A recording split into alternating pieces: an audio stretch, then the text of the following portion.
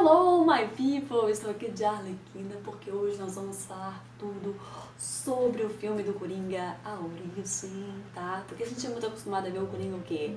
Sendo malvadinho, né? Malvadinho, sendo malvado, mas a gente não conhece a história dele, não sabe o que aconteceu para ele chegar às vias de fato.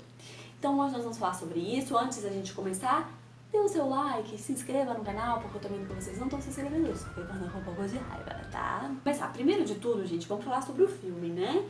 Antes, gente, eu vou ter que dar spoiler, tá? Porque eu preciso contar sobre o que acontece no filme para falar sobre a personalidade do Coringa, tá bom? Então, se você ainda não assistiu o filme, não assista esse vídeo, tá?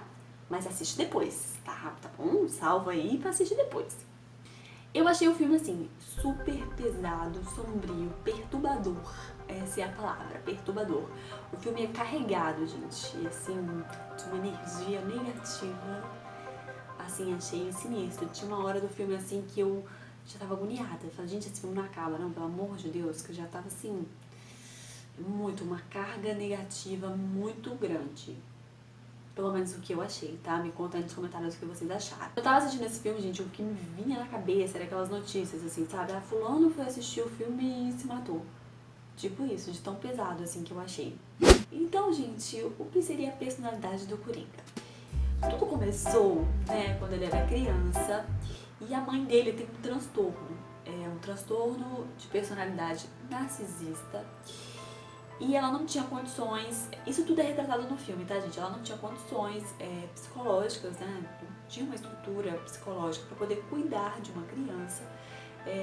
E aí ela se envolvia com pessoas no qual agredia fisicamente o filho, até que um dia o filho foi resgatado dentro de casa, com várias lesões na cabeça, agarrado a um rádio ou algo assim. E aí, isso teve uma consequência, né? Ele tem uma lesão cerebral chamada transtorno de expressão emocional involuntária, né? Isso gerou um transtorno. Quem sofreu AVC, traumatismo craniano, pode desenvolver esse tipo de transtorno. E é um transtorno no qual o sintoma dele, gente, o comportamento que ele tem não condiz com a situação. Então, assim, se ele tá numa situação no qual traz vergonha, traz medo, ele tem crise de riso, ele começa a rir, né? A maneira dele se expressar é rindo, né? E o riso não tem nada a ver com essas situações. Ele era desnutrido, né, na infância, e são coisas, gente, que se você for parar para analisar, tá presente até nos dias de hoje, né? Ele continua desnutrido, ele é extremamente magro. A questão, assim, da mãe sempre trazer esse discurso de que meu filho era uma criança muito feliz, você veio ao mundo para trazer alegria. E isso foi introduzido, né, absorvido ali por ele, ao ponto de que ele realmente acha aquilo, né, acha realmente que é isso mesmo.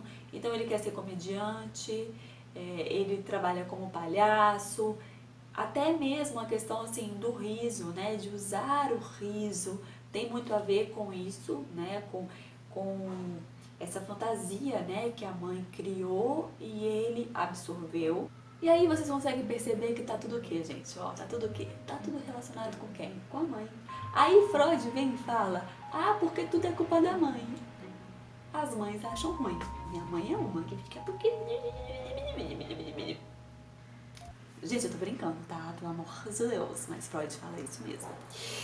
Porque o que acontece? Quando a criança tá desenvolvendo, a nossa referência, né, é com quem a gente convive. Então, no caso dele, né, é com a mãe.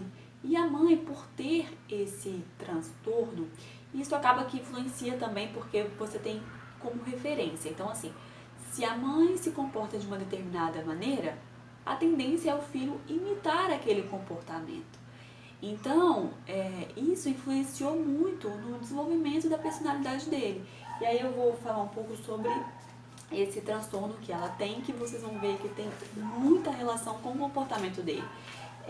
O transtorno de personalidade narcisista, né, faz com que o indivíduo ele apresente um senso de grandiosidade, né? É muito voltado para a fantasia de grande sucesso, de poder, né, de brilho, de beleza, né?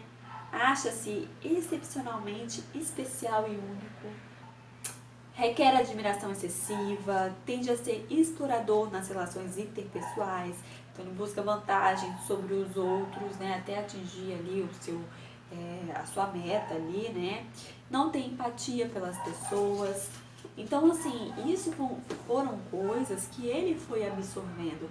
Eu não sei dizer se ele também tem esse tipo de transtorno, porque eu acredito que ele tenha outro transtorno. Mas influenciou o comportamento da mãe, influenciou no comportamento dele. Então, assim, ele além disso tudo, ele é uma pessoa que não consegue lidar com a frustração, com a raiva, né, com a rejeição, com o abandono, que é o que ele sofre. Ele sofre isso. E quando ele se depara com isso, que ele realmente é rejeitado, é abandonado, é negligenciado pela mãe, pelo pai, aí eu já não posso falar, porque senão eu conto a história do filme. Aí isso também já é demais, tudo tem um limite nessa vida, né? Então, assim, quando ele se depara com isso, ele entra em surto, né? Em surto, que eu falo assim, ele começa a expressar, ele manifesta o transtorno dele, que eu acredito que seja uma sociopatia, que são os psicopatas, mais conhecidos, né, como os psicopatas. Porque se a gente for parar para analisar, na cena mesmo do metrô, né, onde ele começa a ter, né, a fazer ali, a cometer os assassinatos, ele não tem empatia, ele não tem noção da consequência sobre aquilo, ele não se importa com o sofrimento das outras pessoas, né? Então, assim, é a maneira que ele encontra de lidar, de se defender, né? De lidar com a raiva, de lidar com a rejeição, a negligenciação, não só da mãe, mas da sociedade, que é uma coisa que eu vou falar com vocês mais tarde sobre isso. Porque tem isso também, né? Eu falei da questão da negligência da mãe, do pai, do abandono, mas também tem da sociedade. Então aí ele começa a colocar o transtorno, né? Manifestar o transtorno dele. Mas quando ele se depara de uma maneira assim muito pesada para ele, a ponto dele não conseguir suportar, né? Porque é quando ele se depara com esses sentimentos ligados à mãe. Então, isso ele não consegue suportar.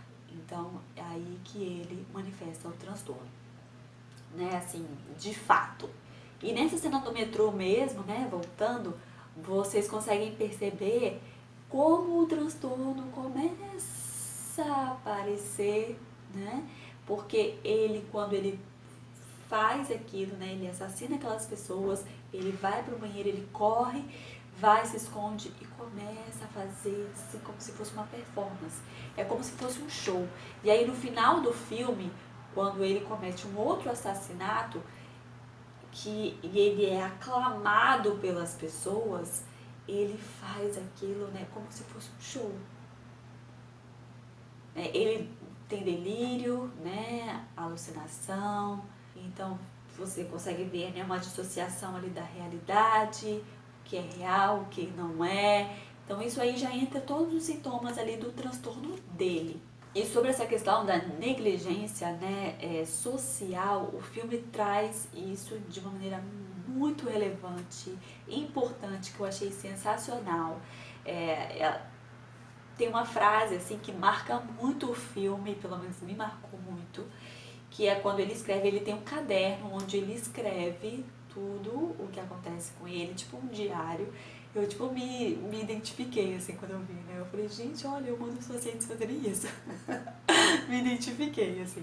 E aí, ele escreve uma frase muito significante, que é: o pior de ter doença mental é que as pessoas esperam que você haja como se você não tivesse.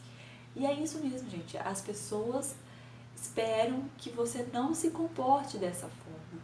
Então, quando ele tem a crise de riso e que as pessoas estranham, as pessoas agridem ele, né? Ele sofre preconceito por causa disso. Fala sobre isso, né? Porque as pessoas esperam que você age de uma maneira completamente diferente. Ninguém respeita, né? Não existe um respeito. O doente mental é tratado como invisível, né? Como lixo, como a parte, né? A margem da sociedade. O filme traz muito isso. Essa questão assim de invisível, de ser tratado como lixo, gente, esse termo lixo é usado no filme, tá? Não sou eu que estou usando, é retratado no filme. Isso é apresentado, né, como eu falei, pela parte da negligenciação da sociedade em termos de violência, de esperar que ele se comporte de uma maneira diferente, de julgar, né, por ele agir dessa forma, mas também assim pela questão assim de que onde ele fazia o tratamento, a verba foi cortada, né? Então, assim, de ninguém se importar, entendeu? É nesse sentido também. E é isso, gente. Eu acho que eu falei tudo o que eu tinha pra falar. Eu espero que vocês tenham gostado desse vídeo, né? Desse tipo de conteúdo. Me deixe aqui abaixo nos comentários o que vocês acharam sobre o filme, o que vocês acharam sobre o vídeo, tá bom? Eu espero que eu tenha sido clara. Então, qualquer coisa que vocês não... não, né? Fiquei sem entender determinada coisa. Pode comentar aqui que eu respondo. Tá bom, gente? Então é isso. Um super beijo e até mais.